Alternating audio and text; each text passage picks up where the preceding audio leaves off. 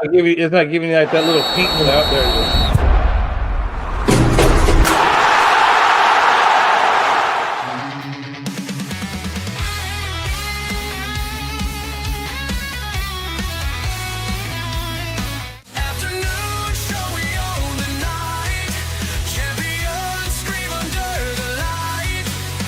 This is a great honor for every fan of the Dallas Cowboys. I'm honored to be in the NFL.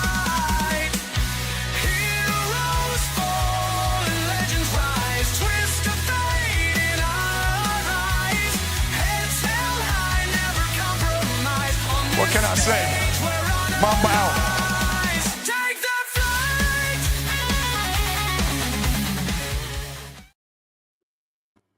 All right, what's happening, everybody? Welcome to the afternoon show presented by ESEN. I'm Chris Gonzalez, joined by Jay McLevin and Tony Gonzalez. How's it going, guys?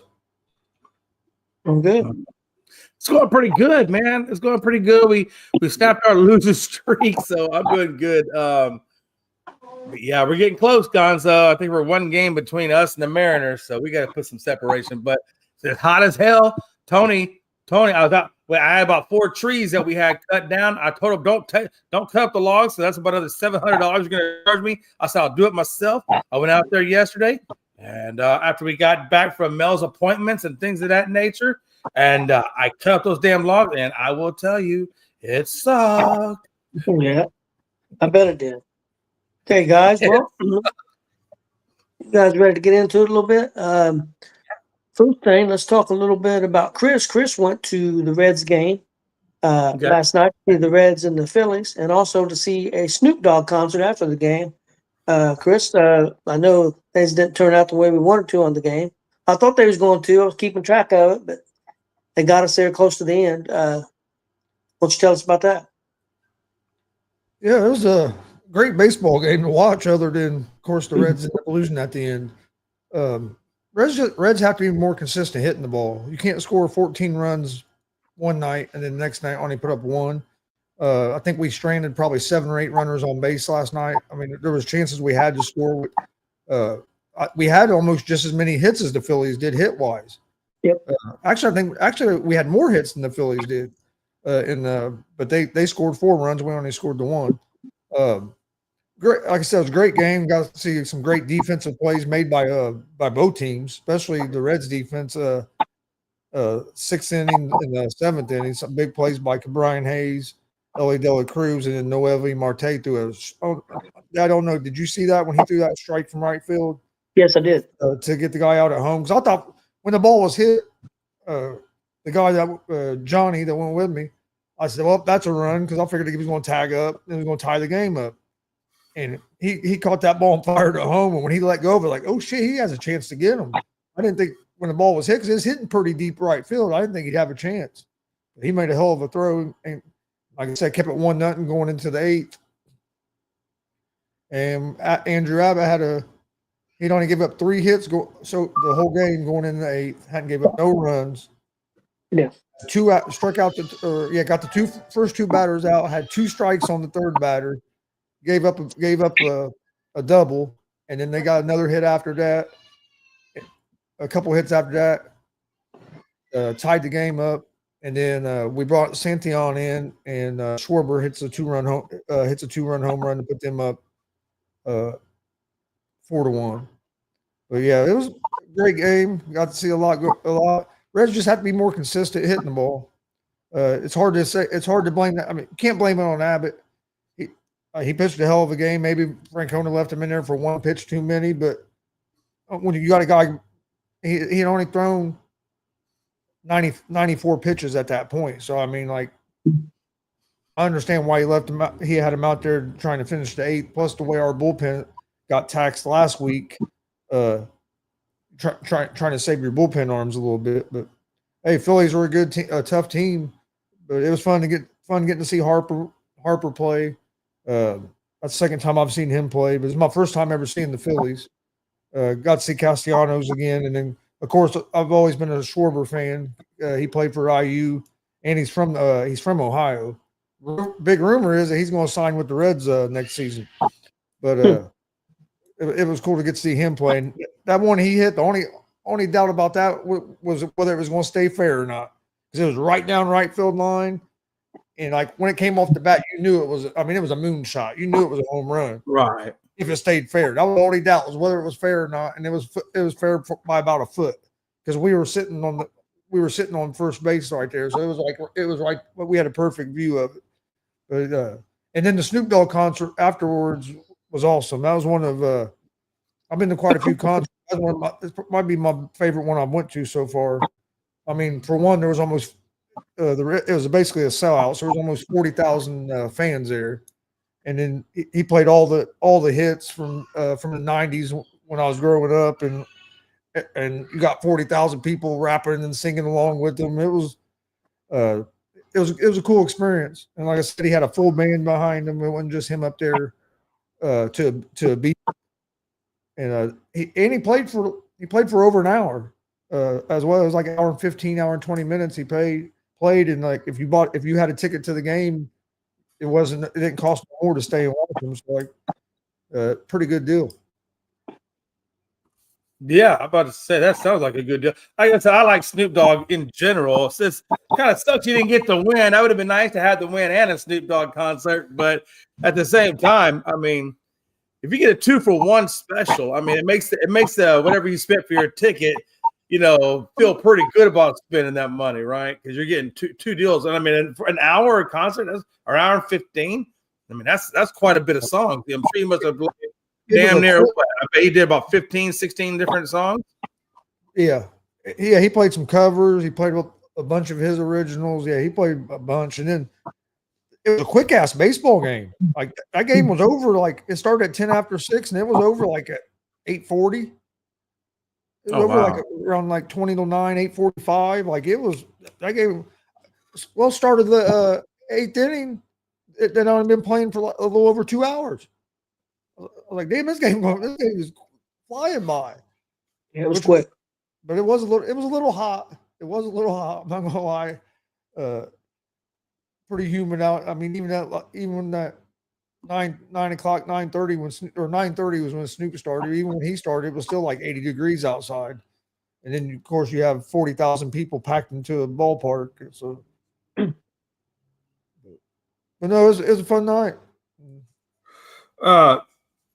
So that was an early game. So you guys, what time did that game start? As you said 6. You said 6:40. 6:10. Started at 10 after. Yeah, 6:10. Oh, 10 after 6. Yeah. Oh, okay. So yeah, I mean, so you're probably out of there probably what, like by like 10:45, 11. I guess I'm 11. I guess after the concert. Yeah. We probably got to our car probably around 11. And okay. And then we let a little bit of the traffic clear out before we headed back home. I got home about 1. I got home about 20 till 2, about 1:40, 1:45 in the morning. Oh damn! When I got home, and the guy that went with me, he had another hour drive after to get home after he dropped me off, because he lives an hour north of us. That dude must have been like a zombie going from his car to his house, man. I drove back. I drove back most of the way home, and he slept a little bit on the way home, and then he drove. And then when we got here, he drove. But hell yeah! He started to drive home, and then I don't know. We drove for about 20, 30 minutes, and he said, "Hey man, you care to drive to your house?" I said, "No, I don't care." So he pulled over, and I drove. I looked. Although I got about 2 minutes down the road, I looked over. He was knocked out. Yeah, he probably realized, hey, I'm about to pass the. Yeah, that's what it was. He was about to fall asleep. So I was like, hey, as long as you don't care, I drive your car. I'll drive. I'm gonna tell you right now. I've been in this situation, but I do it anyway. But I know when I know that I'm gonna be home super late, or in this case, super early the next day, and then I gotta do other X, Y, and Z things, and I'm not able to just go home and pass out. I don't care what anybody says. That's the most depressing ride home ever, because you're like, God, I'm only gonna get like an hour of sleep, and then I gotta be up for their 8-hour shift. This sucks. You know the feeling I'm talking about, right? I mean, damn. Yeah. So he probably didn't get home till about 3 time he got to his house after we got here. Yeah, he probably went into a coma the minute he hit his bed. That's what I do. Like, you ever been so exhausted that it physically hurt to go from the car in the garage to your bed in the bedroom, and the minute you get to the bed in the bedroom, it's just everything goes black. Oh no, yeah. Done that a few times in my life. I ain't gonna lie. I ended up working some today, but I woke up. I was tired and my body was hurting. I almost took a day and just chilled. But I went and worked for a little bit. But I'm sore today from the walking. Bro, I pulled it. I remember I did a midnight shift one time, and when I got home that morning, I pulled into and I lived in a garage apartment. Man, I pulled into the garage, and I didn't even close. I remember turning off the car, and that was it. Like, bro, I was full on asleep in the driver's seat. My next door neighbor, the lady lives next behind me, she's like, "You okay? You dead?" Nah, it sure feels like it. Okay, guys, let's talk a little bit about this standings in Major League Baseball right now. In the American League, you got Toronto heading things up with heading their division up, and then you got Detroit and Houston winning their divisions. But in the wild card right now, you have Seattle, Boston, and the Yankees. Yankees got a 1-game advantage over Cleveland, who's a game back of making the wild cards. In the National League, we have Milwaukee heading things up, also the best record in baseball, with Philadelphia winning their division and the Dodgers winning their division. And in the wild card, you got Chicago, San Diego, and the Mets. And the Reds are 2 games back of the Mets for to get into the wild card right now. So pretty, and I think St. Louis is like maybe just a game behind the Reds or game and a half, something like that. So everything pretty packed still, man. Just with about 6 weeks left.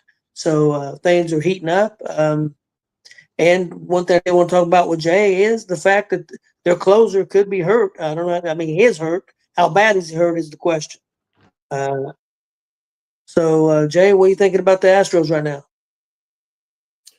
Yeah, so we played yesterday, which was Carlos Correa's homecoming game back at Dakin Park. And they got the win. Matter of fact, it was his debut back at Dakin. It was the debut coming back from over a year's worth of absence due to Tommy John for Christian Javier. So he pitched last night. Obviously, Bregman opened up that game with a 2-run dinger off of Javier to left field. But ultimately, they got the win 7-6. Astros poured it on pretty good. Javier honestly didn't do too bad. I think he only gave up 2 runs.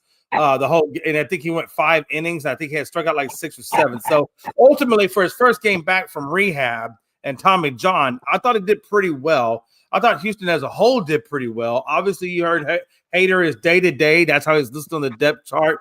There really isn't any official news right now other than the fact that it's shoulder soreness. So honestly, I'm glad it's not his elbow, because then that would be Tommy John, and God knows how long that would be. I'm hoping it's just some inflammation.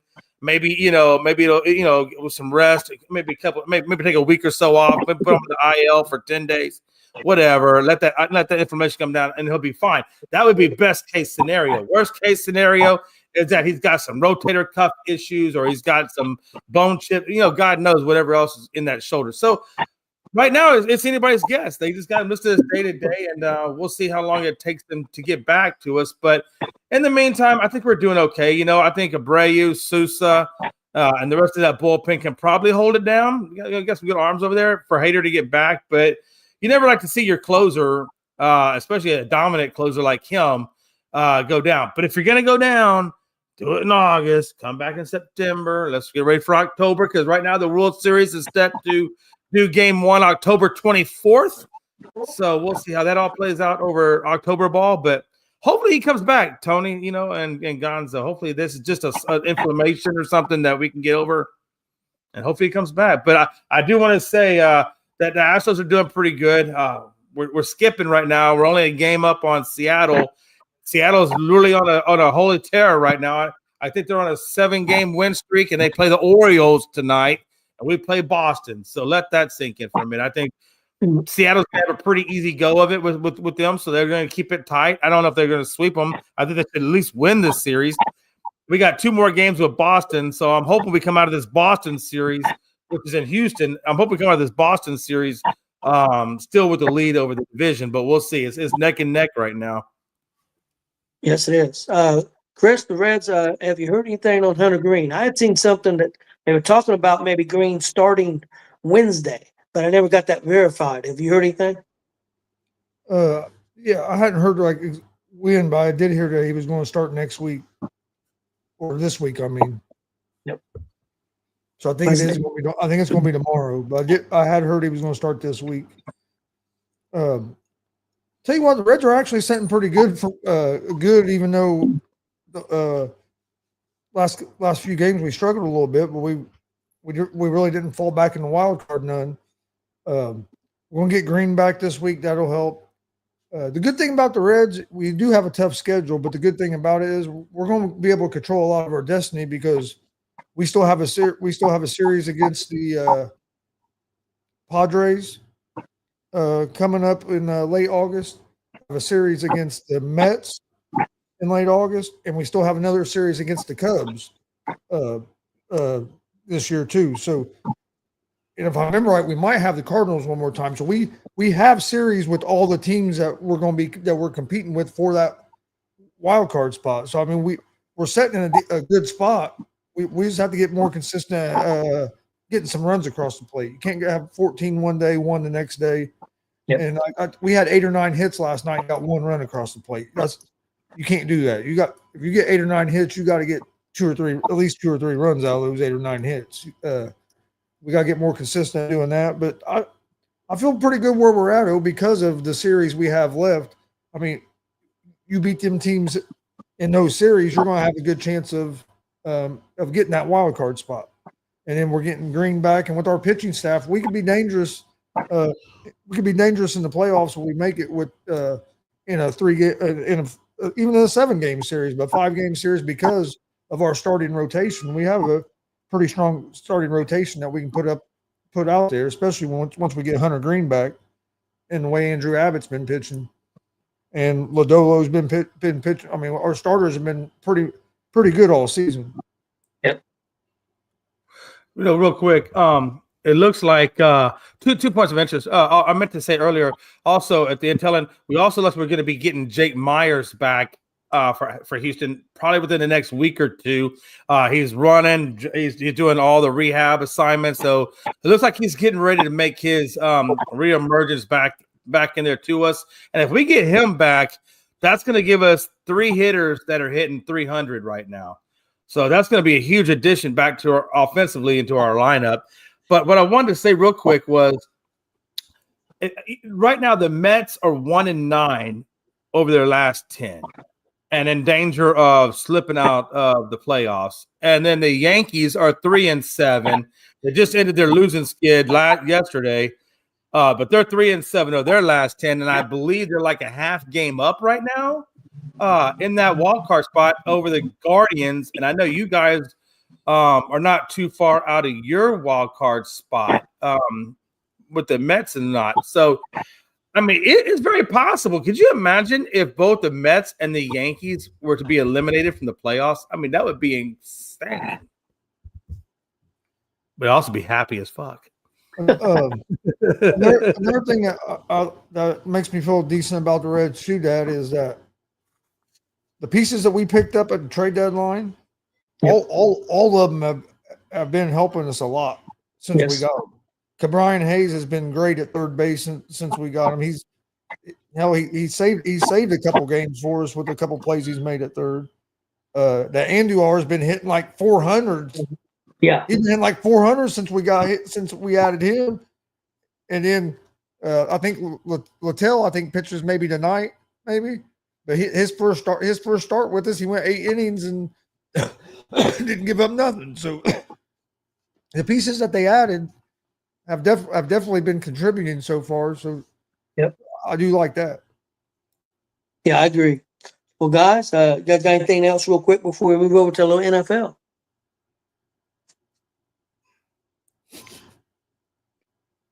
I'm muted. I know. Do I have to nod? I'm muted. Chris, a little display banner says you're muted. It displays. I know. I was just seeing how long it was going to take you. It took me about 3 seconds, but it's okay. I appreciate it. No, look, which means Chris, or that tells me that Tony was reading lips because I was muted when I said I have a quick question. So good enough for Tony. Appreciate y'all playing along in this game of mutation.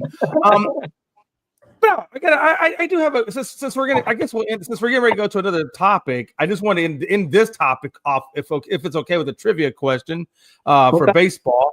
I'm going to talk about a player, and then I'm going to give you a little backstory on it. It's a history breaking moment in baseball, and you tell me who the player is. So when I say the word blank, you got to figure out who the player is that fills in the blank. So in the final game of 1973 season, blank took the mound, needing 16 strikeouts to break Sandy Koufax's single season record of 382. He pitched all 11 innings of a 5-4 walk-off win, fanning 16 batters along the way. The final strikeout came in the 11th inning. Okay. I got two guesses. I'm gonna give my first one. I'm gonna give Tom Seaver. No. Okay. And my second guess is Bob Gibson. No. Okay. But if Gonzo and Frankie can't get it, I will give you one more clue, and then I'll reveal it if you still don't know. So Gonzo, who you thinking?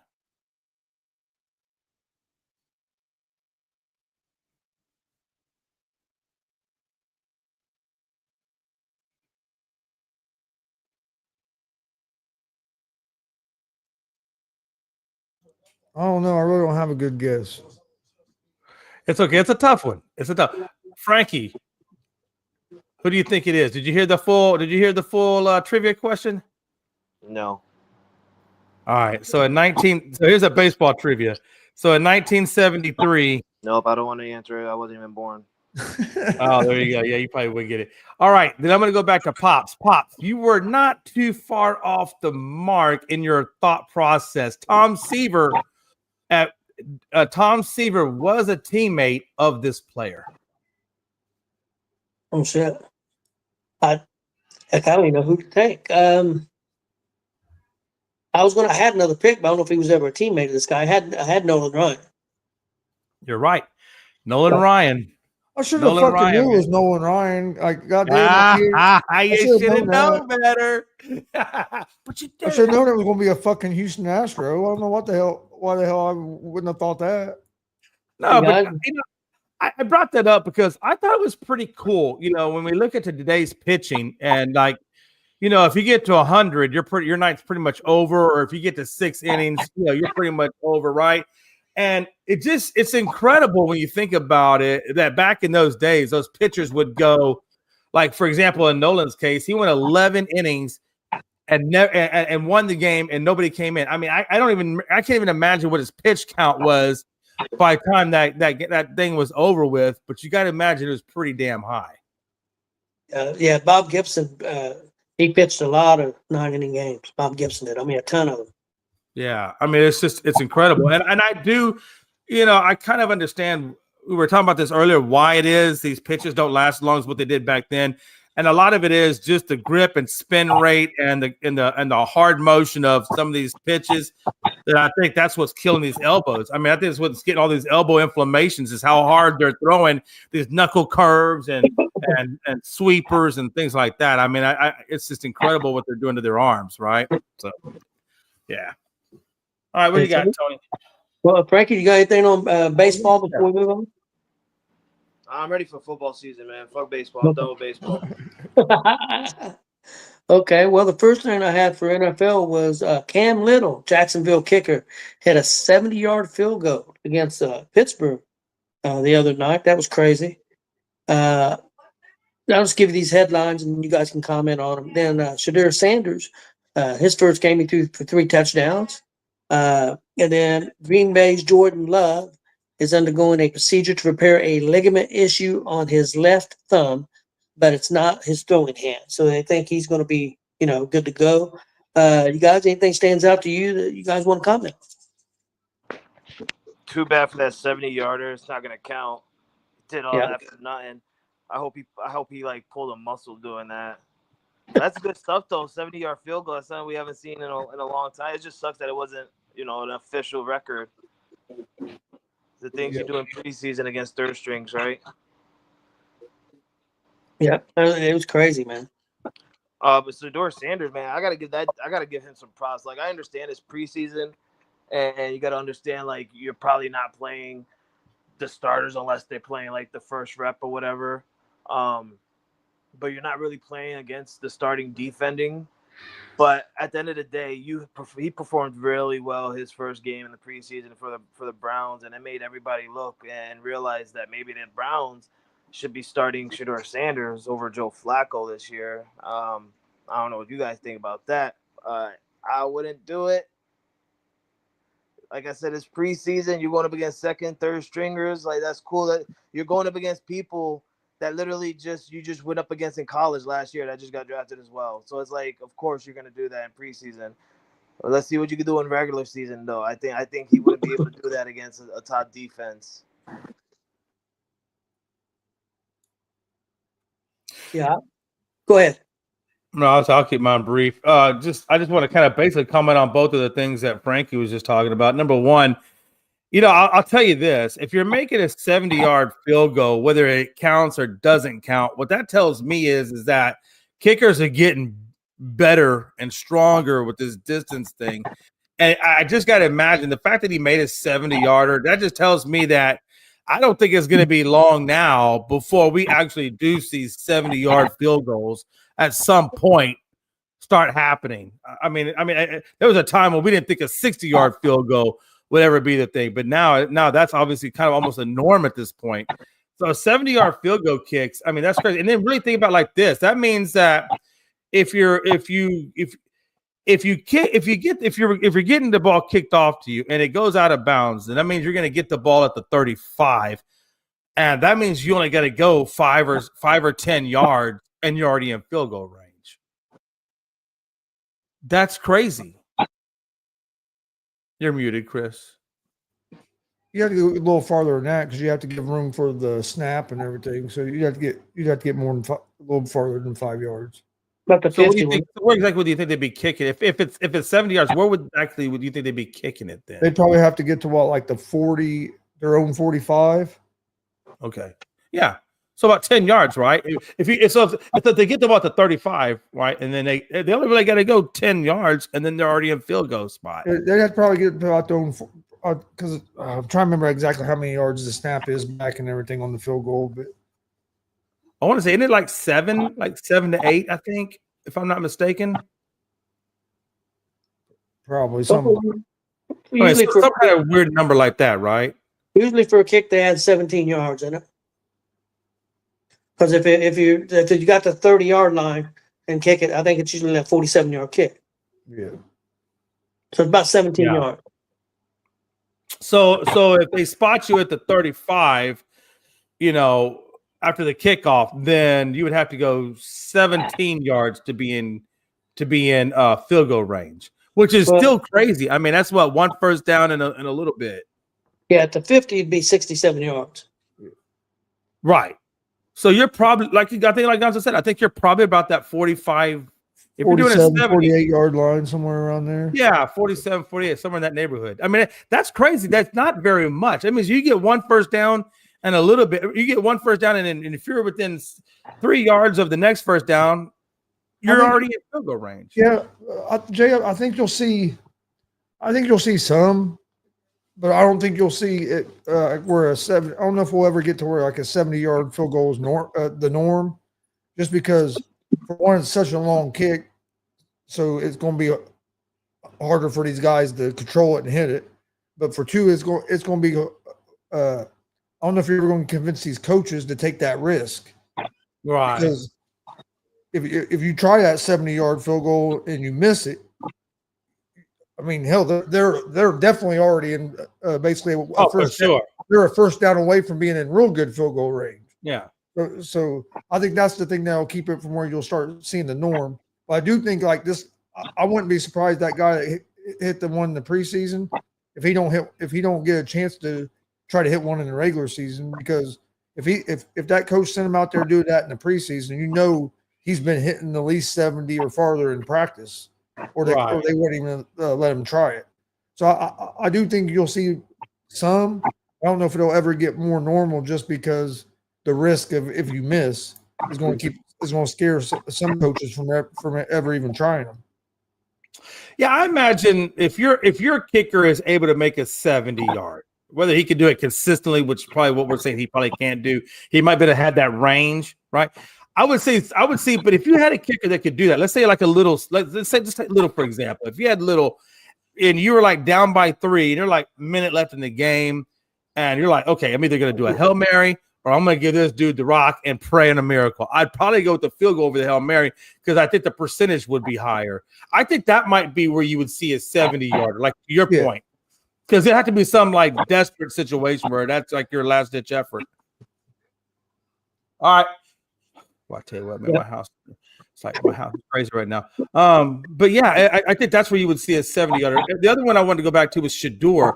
I think it's crazy to me that Shedeur is still number 4 on the depth chart. I guess maybe they want to see more consistency out of what he's doing. Like, for example, this is his first preseason game. He did a great job. I thought he did an awesome job, honestly. And I guess I'm wanting to see him stack up more games like that, I guess, before they give him the bump up in the depth chart. Is that what you guys are thinking? Or what are you thinking is the reason why they haven't bumped him up yet? I think you hit it right on the head. We'll see more. I think they still have him they still view him as the 4th best quarterback on their roster. That hasn't changed yet. And once that, and maybe after they see a little more, they'll move him up some. But you got to remember, like 2 years ago, Kenny Pickett set records for how great he was in preseason. And Pittsburgh offense was so great, scoring all these points with Pickett. And then look what happened when the regular season started. So, yeah, he played pretty good, but you can't, like Frankie said, you can't get too excited over the preseason because he's probably playing about pretty close to the same competition that he was playing in college. And even in college, he didn't play against the top college competition. I guess what I'm thinking is let's say he gets all the way to the end and he plays all the preseason and he just balls out flawless, like you said, a Kenny Pickett type let's say he's a Kenny Pickett preseason. I'm in the belief system that you can't really, if you got a quarterback that's doing well, he's going to learn more on the field than he is carrying that clipboard because you're in game time situations and you can adjust. If you're Cleveland, and even though Shedeur has a Kenny Pickett preseason, would you still go with Flacco as your starter and keep him as your backup and let him learn? Or would you take the chance and put a Shedeur in there and as Flacco as the backup? Flacco would be my starter, and either Flacco or Pickett would be my starter, and the one that's not the starter, if they're both healthy, would be my backup. And then Shedeur would maybe move up to the 3rd quarterback on the roster. One last question, and given that information, what you're saying, then they got 4 quarterbacks on the roster, or actually 6 quarterbacks if you include Deshaun. Who you cutting, and who are you going to roll with 3 quarterbacks and Deshaun Watson, or are you going to roll with 4 quarterbacks and Deshaun? Well, they'll probably end up releasing one of them and putting them on the practice squad. That way they can still keep them, but it won't count as a roster spot. So you think no matter what happens, you think they're going to roll with obviously Deshaun's not going to be in the equation, but he'll be on the team. But you think as far as active people that they actually can use, you think it would be that they keep Gabriel, Shedeur, Pickett, and Flacco? You think all 4 of them still stay on there and not, or do you think that they cut one? Huntley's going to get cut. I mean, honestly, I can't imagine. I think either Shedeur or Gabriel will probably go to the practice squad. I don't think they're going to keep 4 active quarterbacks on their roster. Right. They might have maybe 3, but they're not going to keep four on their active roster because they'll need that one of them roster spots for another defensive guy or something like that. Could you imagine being Gabriel drafted in the 3rd round and then going to the practice squad? That would be crazy. Honestly, I think it could be Shedeur that's the one that goes, and Gabriel be I still think Cleveland has Gabriel higher than Shador, and I know Stefanski really likes Gabriel, so it'll be interesting to see. Shador played good, but like I said, it's preseason, it's one game. You got to see what everybody else does, but we've seen a lot of guys look good in the preseason and did not do anything in the regular season. But we've seen guys also the other way. So I mean, could you see where maybe, let's say, Gabriel and Sanders both played pretty well in the preseason? Could you see maybe a possibility of them moving on from Pickett? And because money wise, I know Pickett's going to make more money than them guys, I would say. So would you think maybe, or you think it's just an experience thing? They want to have the most experience they can, and Pickett's got more experience than those two guys.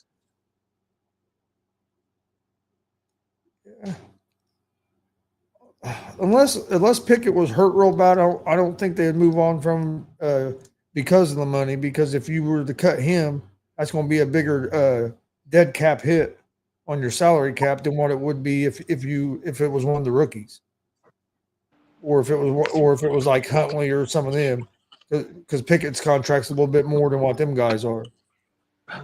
So unless Pickett got hurt, I think they'll probably keep him. We're trying to be alive. Yeah, Cleveland definitely got some things.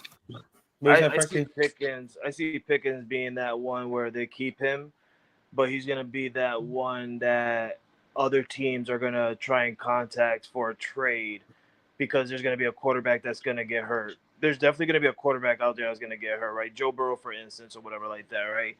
And they're going to want a veteran quarterback, someone, that they not fully devoted to, but can trust that can get them some type of wins. And I think that the Browns are going to use that to their advantage. I think that's the reason why they got Pickens, because they know that they can use that to their advantage. And if they're not going to trade him, they know that they can use him on the field as well, because we know Deshaun Watson is not going to be there. So it's a win-win for Cleveland at this point with Pickens, because you could do one or two things. You can hold him to be your backup to Joe Flacco, because I do believe Joe Flacco is going to be the starter. I think Pickens is going to be the backup. I believe Shador Sanders is going to be like the third or fourth string quarterback. But if it's to their advantage, where you can either use him as a backup, or you can, somebody's going to get hurt, and then those teams are going to call for Cleveland to see what they want for Pickens, and they can get, so they could get some second, maybe even third, possibly a fourth. I went a little high saying in a second. You're not going to get a second for Pickens, but you could probably get like a third or fourth, because he is a Super Bowl champ. Let's not forget, he won the Super Bowl for the Eagles last year. He was the last quarterback on that field. He took the last snap of the game. Exactly. He won that Super Bowl for the Eagles. So he is a Super Bowl champ. Hey, Frank, I want to talk to you real quick, super quick, about Milton. Obviously, we got him from you guys, and I know you like Milton. Actually, a lot of people have actually had a lot of good things to say about Milton. He obviously, they played. Obviously, they played the Rams, and he went 17 for 29, 143, 68 QBR, 4.9 average, one touch, one pick. That's kind of pedestrian. Like, I'm trying to figure out what to make. I still don't know what to make of Milton yet. You got to give it time, Jay. You got to give it time. You having Joe Milton throw to your second stringers, your third string. He's not throwing a CeeDee Lamb out there who's fast that can go catch those bombs. Like, you seen the bombs Joe Milton was throwing? He was throwing to weak-legged dudes. He needs that dude that you got from the Steelers. He needs a CeeDee Lamb on the field that can, run those routes and get those bombs. You just got to give it time, buddy. Just give it time. Believe in the process of Joe Milton. Believe in it. Don't believe in Jerry Jones, but believe in Joe Milton. Tell you what I believe in. I believe that referee beat the crap out of CD when it ran into his ass. This isn't a good week for CeeDee Lamb. I feel bad for him. The man's got a sore back for getting hit by a ref. Dude, he got hit so hard. Did you see the way his neck jerked back? I thought he was gonna break his neck the way his neck jerked back. and then you get flagged for getting hit by the ref. And now there's news going out that he might get sued for getting hit by the ref. Oh, what a time, man. Only the Cowboys play. And I love my Cowboys, but damn, that's some Cowboys shit if I ever seen it. Hey, that's the time where you come out and you say, "How about them Cowboys?"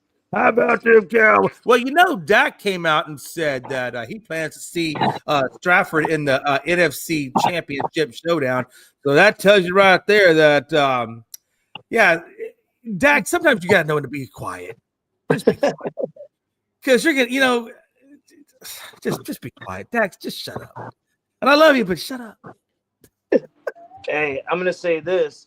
I get that it's preseason and all, but I don't give a damn. It's been so many years that I've seen over 30 points on the scoreboard next to the NE of the New England Patriots, baby. We had like 40-something points to beat the Washington Commanders. It felt so good.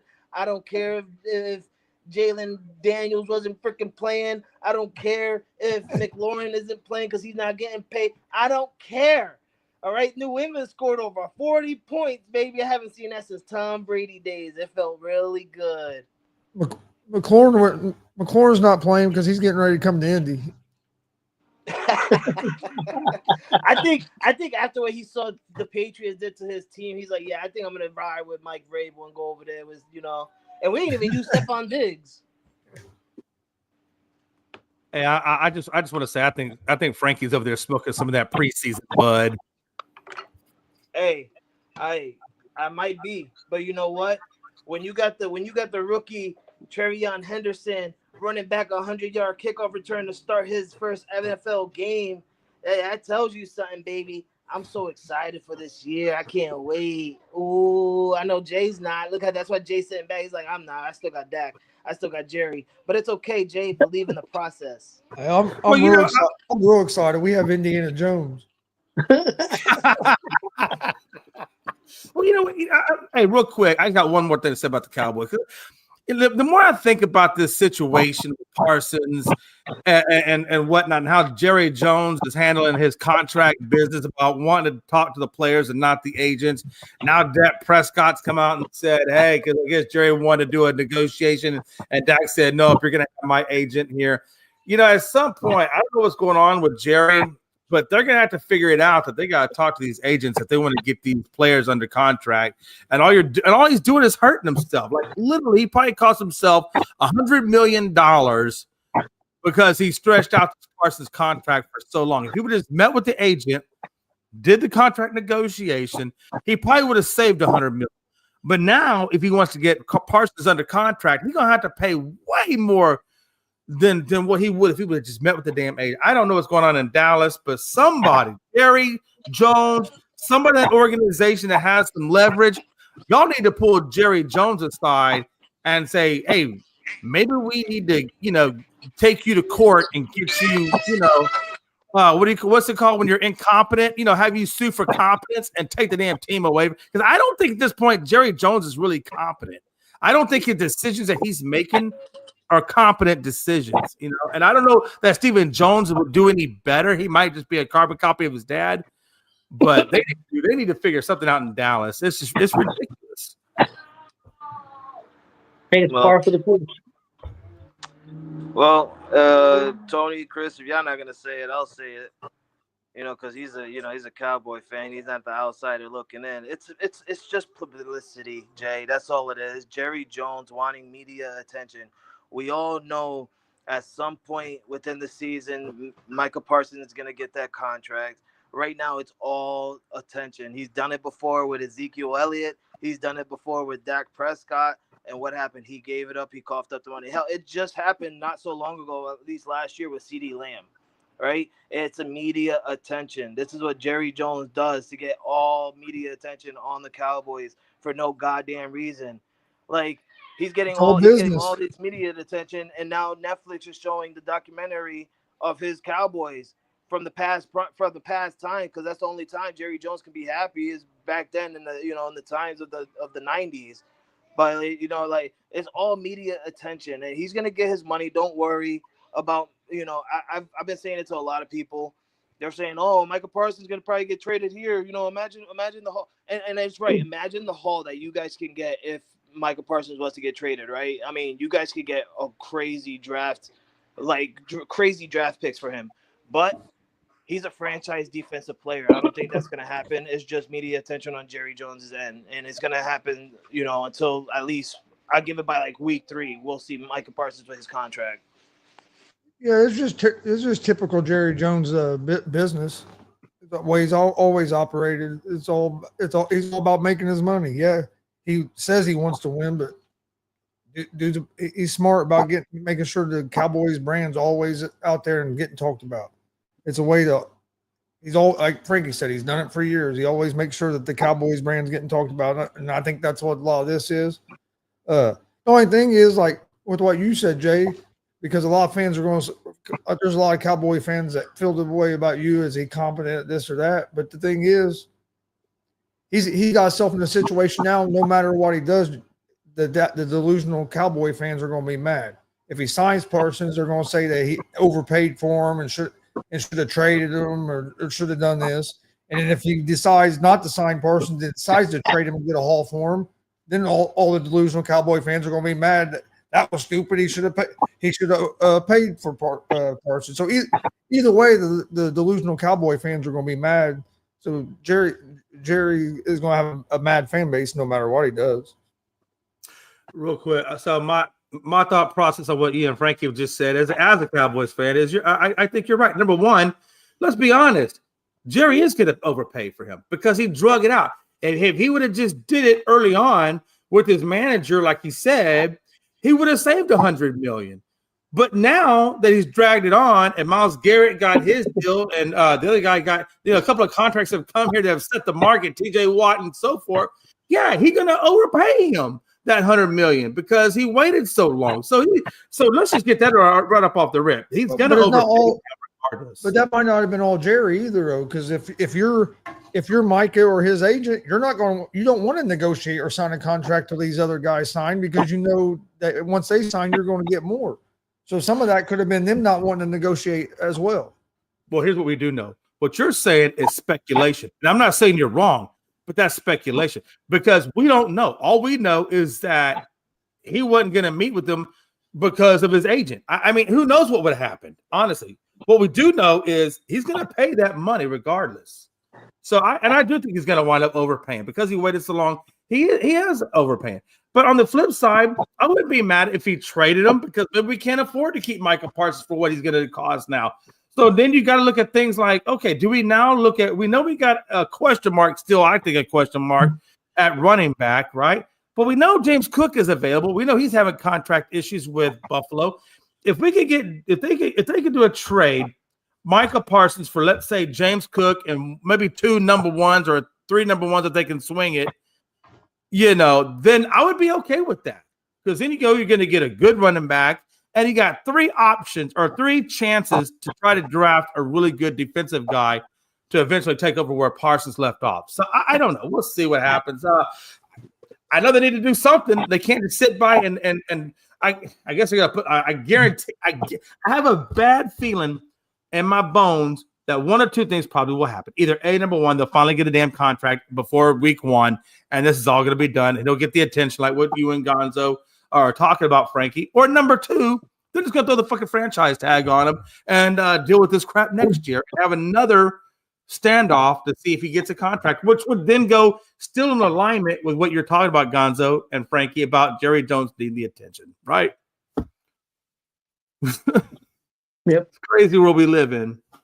Okay, guys, let's move on a little bit here to big news yesterday. The UFC signed a $7.7 billion deal with Paramount and CBS, ditching the pay-per-view model. And I think a Paramount subscription is like $12.99 a month. And so you'll get all things UFC. There won't be no more pay-per-views. This is United States rights only, though. Does not count foreign rights. Chris, I want to get your thoughts on this. You're a big UFC fan, been following it for a lot of years. What do you think about this big deal? I think it's great for the UFC because what they're doing with ESPN, you're on ESPN Plus, and you could watch if you had ESPN Plus, you could watch the Ultimate Fighter and some of the shows like that. But then all the pay-per-views, you had to still pay for, even though you were already paying for ESPN Plus. I like that now. It's going to be more like what the WWE's been doing for years now with their PLEs, where you have that subscription, you get it all. what it really is to me, it's basically the end of pay-per-view in the United States, your traditional pay-per-view, because there's not I know you still have some boxing that tries to do it, but I think this is going to pretty much kill that, because the guy that works, that Prince guy that is doing the boxing with Dana White, he's already said that he wanted to do away with pay-per-views, and him and White are working together, and now you're seeing this with UFC. WWE's has already done it. So yeah, I think it's this is pretty much the end of the traditional pay-per-view. Now it's going to be you get the monthly subscription, and then you get that stuff as part of it. And it's smart by these platforms, because look how many people watch a UFC like pay-per-view. So yeah, Paramount's not charging you extra to get that, but they're going to get new subscribers to Paramount to watch that, and then you're just getting that many more people on your platform. And while they're on your platform, they're probably going to check out other things. I mean, that's what it's helped Peacock grow with so much with WWE. Like we said, if that Peacock wouldn't have had WWE, that might have folded. And now if they lose WWE, they might. And then now with UFC going there, Peacock could be in trouble. So it's going to be interesting. But I think it's a great move for UFC, because they got $7.7 billion, and that's just United States rights. So that's not counting like the pay-per-views and stuff that they'll sell that they do globally. I mean, you just got that off the in this country.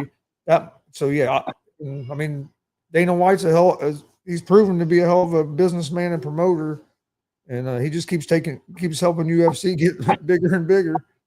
Well, he'll put some of the UFC stuff, their smaller shows, he'll put it on CBS, just like they did some of them on ABC. So it'll be on, fight nights will be on regular TV. You can watch on the antenna. So I think it's very smart of them. I think it's a good deal. I think, hey, no more paying, because what is a UFC pay-per-view? I think they're like $69, $79. Yeah.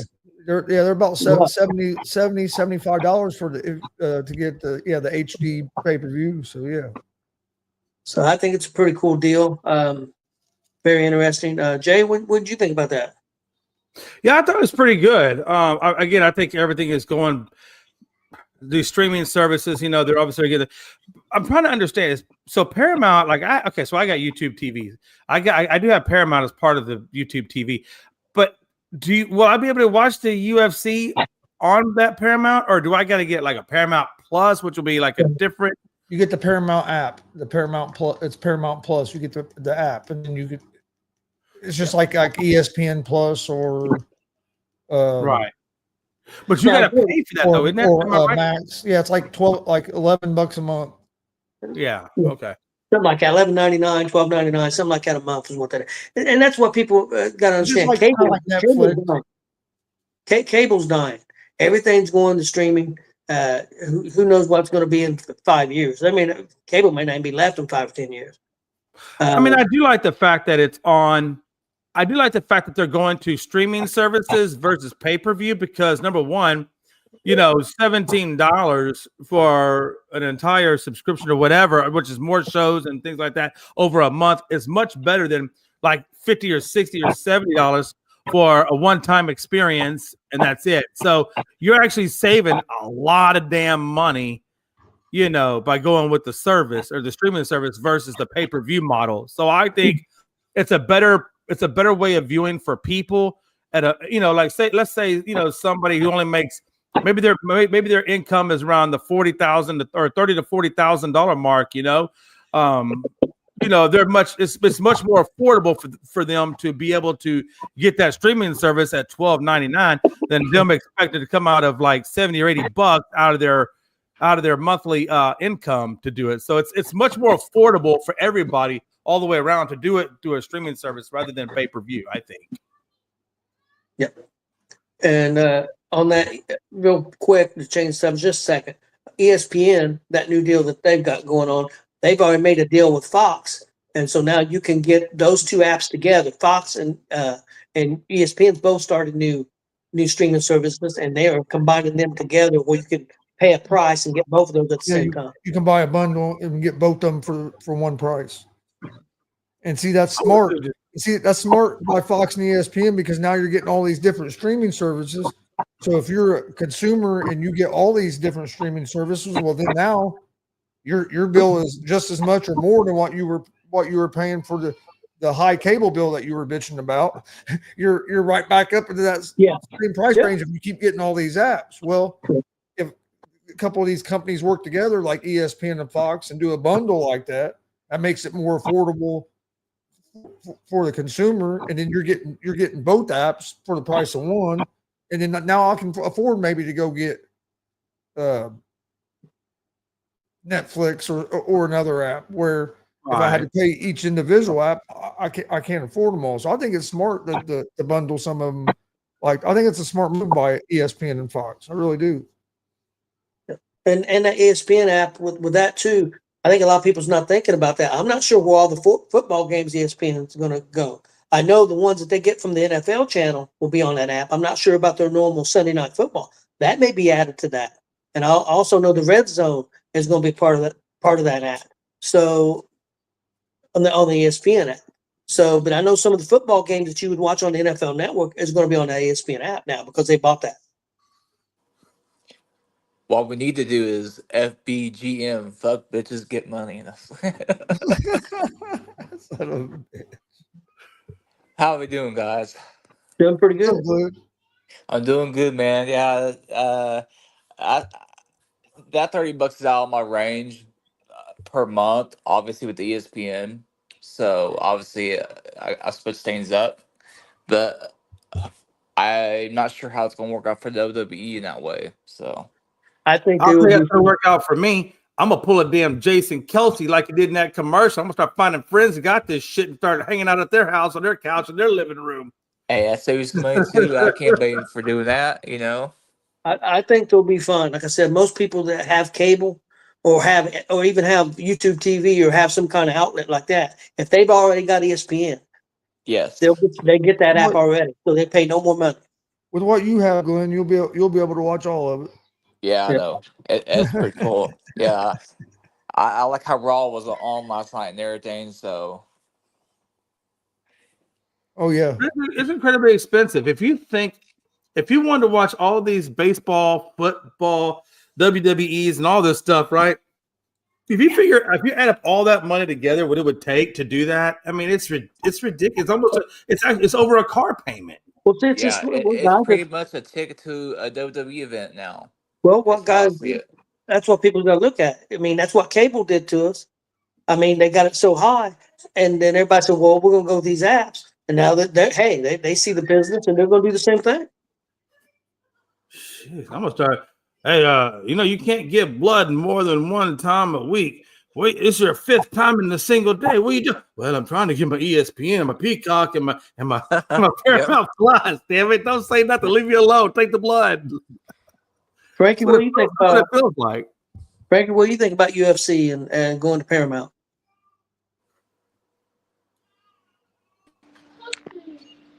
Was that for me? Yeah. Are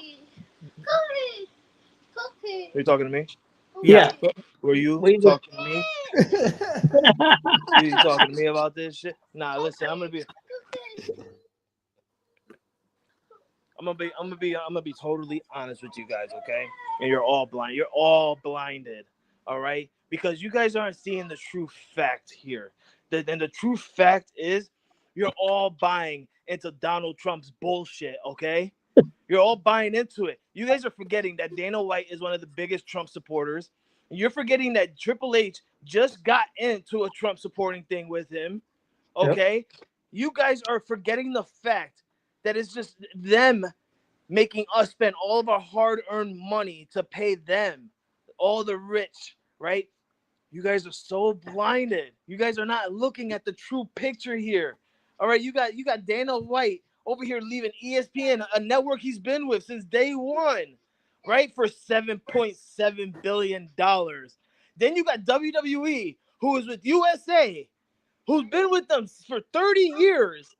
Then they leave to go to Netflix for like $5 billion, 15-something million, whatever the hell it is. Okay? You guys are just buying into Donald Trump's bullshit, and that's fine. That's totally fine for you guys. But I'm gonna tell you something. I got something where I can watch it without paying Paramount Plus. The hell with Paramount Plus. The hell with Dana White. The hell with WWE and Triple H on what they're buying into with Donald Trump. And the hell with the President of the United States, Donald Trump, who, by the way, still haven't deported half the Dodgers organization for being in Yeah, our about that. country. Yeah. But it is what it is. You know what? It is what it is. You guys go ahead and buy into their shit. I won't. But in other news, congratulations to Dana White for being rich again. Yes. And that's a Donald Trump statement. You, Dana White, are rich again. Well, I don't have any. No, let me I'm not paying translate. for any of those either. Let me just do a quick translation for Frankie's anger right now. That just No, means you don't need to translate. You don't need Hold to on, translate. hold on. The See, what's real happening Americans know, Jay. The real Americans know. Not the Trump Americans, but the real Americans. Hey, look, I'm just trying to say Frankie is a little upset because if he wanted to pay that, it would dip into his weed money, and it's not kosher. It's not kosher. Oh, I got weed money because I'm not buying into that bullshit. That's why, Jay.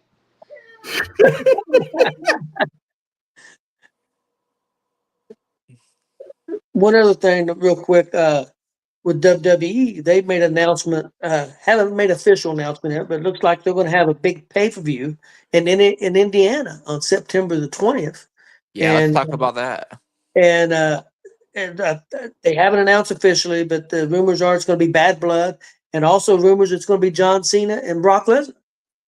They're in Indiana. It's going to be on the same day as AEW's big pay-per-view, All Out. Same time. WWE continuously wants to fuck with AEW and continue to do so. And the fans of AEW are having heart attacks and strokes. But it looks like it's going to be. Looks like it's going to be 7, 8 o'clock on a Saturday night on the 20th. There at the. I assume it's going to be at where the Pacers play. I assume. Well, who knows? He may do it down. They may do it at the football stadium. Who knows with them guys? But that was big news yesterday. So we'll see how that goes. And then also wanted to give a shout out to Little League World Series softball. Johnstown, Pennsylvania defeated Floyd Knobs, Indiana in the championship game 1-0. So congratulations to the girls from Floyd Knobs of Indiana making it there. Couldn't quite get the job done. And congratulations to Johnstown, Pennsylvania for winning the championship. Oh, Tony. So what you're basically saying is that Indiana's so bad, not even your little kids can win a championship? Hey, I think that may have been the first time the kids from Indiana made it softball to the championship. Oh, man. Those poor little boys, man. Those poor boys. No. Girls. Softball. Girls? Yeah, softball. Well, what's the difference? Boys, girls, they both suck. That's why they in Little League. No, it's playing. That's terrible, Frankie. We ain't like those New York teams, Little League. You get them with 17-year-olds play for them. Be like the same lot. Don't get mad because we run out into the field with $100 bills to get to the ump, and they pocket that shit. They see us as 17-year-olds. All right, there might be some bench warmer moments, but hey, leave us alone.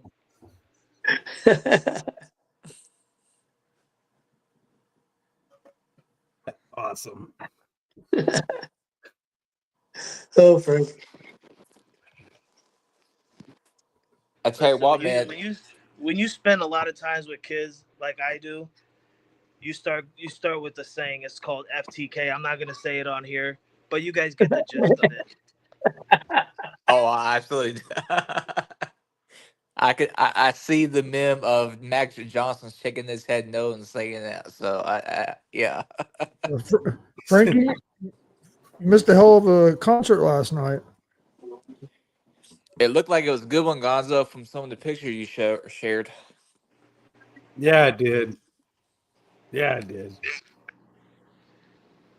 I can't believe all Papa Gilmore. all guests he brought out. But that's pretty cool. Yeah, I was surprised that he brought Warren G and Corrupt and Lady Rage and all them out. It was cool. Did they at least let you guys smoke? Oh yeah, there was plenty of smoking going on. All right, good. That's all I care about. Snoop Dogg's there and they don't allow you to smoke. That's like a crime. Absolutely.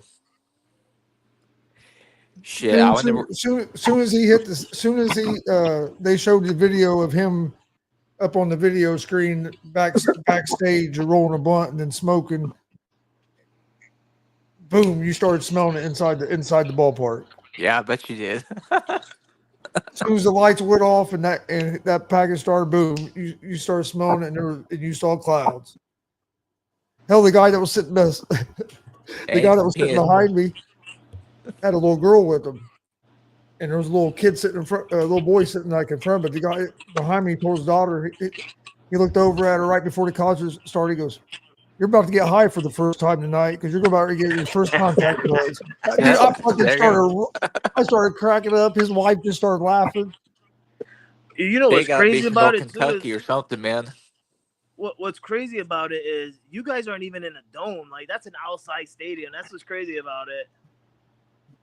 Yep. It was basically a sellout, so there was about 40,000 people there. Was it like Pete Rose night, Gonzo getting in there? It wasn't quite as bad because you didn't have people stopping to try to get the jerseys. Yeah. But I think we stood in line for about 15 minutes after the gates opened. We walked up right as the gates was opening. And it took us about 10, 15 minutes to get in. Hell yeah. Now, once you got in, it was worse in the concourse than what it was on Pete Rose night. Gosh. It was a bitch to get around and try to get like I went to go get a drink in the middle of the game and go to the bathroom, and it was hard getting around there because there were so many people trying to walk through there. Yeah, I would have stayed in my seat, got my food at the start, and just went to the seat and just stayed there until I basically did. I got up one time to go use the bathroom, and while I was up, I grabbed another drink. It was so hot, but yeah, I basically stayed in my seat the whole time. I got a question real quick, just like topic, and it's kind of really for Glenn. Well, it's for all, but Glenn, I know you're kind of the gambling guy. You know, you kind of do flipping and things like that. You got some pretty. Texas is the first number one ranked team in college football history to be an underdog going into week 1. So I would be curious to know what your prediction is. Do you think? I think Texas is a 2.5% or 2.5 point underdog. Do you think that? Are you thinking that Ohio is going to beat and upset Texas in week 1? Ohio State. Yeah, that's a loss. You think either Ohio State the loss or Texas is taking the loss? You guys gonna lose that game. You think Ohio's going to beat Texas? Yeah, yeah. It might be a blowout, honestly. I'm a bitch. No. Because I mean, hey, that's what the AP poll is saying. That 35 AP poll is saying. So yeah, Ohio State, man. Yeah. Like, is it that you think that Arch Manning is going to be the real deal, or you think he's overhyped, or what is your reason, or just Ryan Day is just that good of a coach, or what? I think early in the season, Arch is going to figure things out. Then, like, once the end of the year comes around, like October, or early November, he'll start to figure things out. Then, if this game was like after October 1, I probably would have Texas winning, but I think it's going to be too early in the season for Texas to actually win this. I think Texas would have been favored if it was at Texas. I think the only reason Ohio State's favored because it's at Ohio State. Yeah, that's another thing too. So, and it could change by the game time too. It might be a pick 'em. Is it just me, or is everybody else just tired of how brown Glenn's nose is every time with Jay? I'll pick Ohio State. Ohio State might blow them out. I haven't seen you thinking about pulling out, but you're still so far up Jay's ass. They got the game on the money line, Jay. The game's basically is almost a pick 'em because on the money line it's -128 for Ohio State and +105 for Texas. So this game will probably end up being close to a pick 'em by time. But the Ohio State's favored because they're at home and because I think they have both these teams have a lot of their returning starters back. But the Ohio State quarterback has played a season of college football. It wasn't for Ohio State; it was for somebody else. Where Manning's he played a little bit last year, but he's still a little question mark. But yeah, I think whoever would have been the home team. I think if Texas would have been at home, I think they'd have been the slight favorite. I think whoever would have been the home team was going to be the slight favorite by Vegas. But once it gets closer and betting starts, you'll see that move a little bit because they're going to adjust for who the public's betting on. So if you were going to place a bet on this game, Gonzo, if you were placing a bet on this game, who would you put your money on? If I'm placing a bet on this game, I'm taking Ohio State. Okay. At the minus 128 on the money line. Okay. The spread is what, 2.5? I think Ohio State will probably win 35-21. That is me. I think it'll be a good game, real good game. But if I was going to bet right now, I would go with Ohio State. Yeah, if Ohio State has their defense going, they could probably get a turnover, or defensive touchdown. So, do you think if Texas was to drop this game to Ohio, clearly that's going to knock them out of the number one spot? That's obvious. But do you think even if they lost this game to Ohio, that they could recover and still make the 12-team playoffs? Oh yeah. Yeah. Oh yeah. Yes, absolutely. I'm just asking because that's a pretty big team to lose to. Oh yeah, they could lose this game and still be the number 2 or number 3 ranked team in the country. Well, who knows? They could, and they who knows how the season goes? Yeah, it depends if say Ohio State loses and who they lose to. At the end of the year, Texas still could be number 1. I mean, you just don't know. I mean, I think that, I'm telling you, watch out for Penn State, guys. They've got the most starters back. Good too. They got the most starters back. I've heard a lot of talk about Penn State. I'm telling you, I think they could be really good. You better watch out for them Hoosiers. Yeah, I'll be at the IU Wisconsin game in November. So watch out for them Hoosiers. Hey, we were playoffs last year. We're going to be back this year again. We're ranked. Hey, we only lost the 2 teams last year.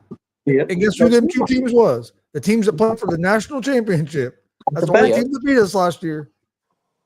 Gonzo, right now you are sounding such like a Cowboys fan. So Cowboyish. Yeah. You couldn't be any more cow. You might as well just take that hat off and go put the other hat that's behind you that has a big star on it. Because that's what right now you sound like a Cowboys fan. That's how I used to sound. But watch out for Cowboys. You still sound that way. You used to sound like that. He's that way with the I was sound like that in the group chat before the Reds gave up that lead last night, though. Oh, jeez. I was in the group chat last night saying that the Reds could win the freaking get into the playoffs if they take this series against the Brewers and Phillies, and they go and give away 4 runs in the 8th inning. Yeah, it was a real good game, though. It sucked that we lost, but it was a good game. Yeah, it was a fun game to be at because there was like I said, some good defensive, a little bit of everything, good hits, good defensive plays, a long ball. When the Reds are, I was gonna say when the Reds are in it, man, people will show up, man. We us Reds fans, we definitely deserve a playoff run. So I think we got a good pickup with that third baseman. Oh yeah, Brian Hayes is tough, man. He has a glove over there, and we got him tied up till I think 2028 or 2029. Yeah, and he's been hitting the ball decent since he's been with us too. Well, 121 was a 270 hitter. Yeah, but that Andujar is killing the ball. Like that dude's hitting like 400 since he's been with us since the trade deadline. Like and if he don't get a hit, it's usually a walk. Like he's good at the plate, real good at the plate. Do you know what the league average is for Major League Baseball now? Batting average is what the league average is. 222. I was gonna say it's about 245, isn't it? 245. 243. 245 is the league average. Okay. I figure it was up there somewhere. I was gonna say earlier in the season it was at two. It was like around 250, but I knew it dropped to about 245. Well, when Andahar came over, he was batting 280 when he came over. And like you said, How he's much longer do batting you think it's going to be before Milwaukee comes off this high that they're on and back down to planet Earth? I don't know if they're going to. Yeah. Well, the leak in their roof over the weekend, that's starting to be ominous, and don't be surprised if they end up falling out. Things like that happen for a reason. I just wonder if they're peaking too early, you know, and then they run out of gas. I'm beginning to think they haven't peaked yet. I think this is just them playing good baseball. I don't think it's. I don't know, because I would have thought that, but they're staying consistent. So that's something you must start believing that's who they are. They're doing it on all phases too. It ain't just like pitching's carrying them more. They hit everything. Is right now just they're doing everything. So they could be dangerous. The biggest thing for the Reds right now is turning hits into runs. Like we're getting 8, 9 hits, 10 hits a game. They even to me on base. But you only get one run. You can't if you're getting 9, 10 hits, you gotta be able to get at least three runs out of it. 3, 4, at least 3. And if you do that, you're gonna win a lot of games, especially the way our starting pitching's been. Like Yes, our starting pitching is up there, you know. And it'd be good to see us. Hopefully we can get one against the Phillies here tonight. But we got anything else, guys, before we get out of here? No, I don't think so. Nope, not at all. That's about it. Let's get it. Oh, hey, and again, if you've liked today's content and if you believe that Indiana is going to make it to the title run like Gonzo does, then go ahead and give us a subscribe. We'd love to hear more about it in the comments as well. But yeah, you give us a subscribe to Gonzo Sports Room as well as ESEN's YouTube. That's all I got. Let's get out.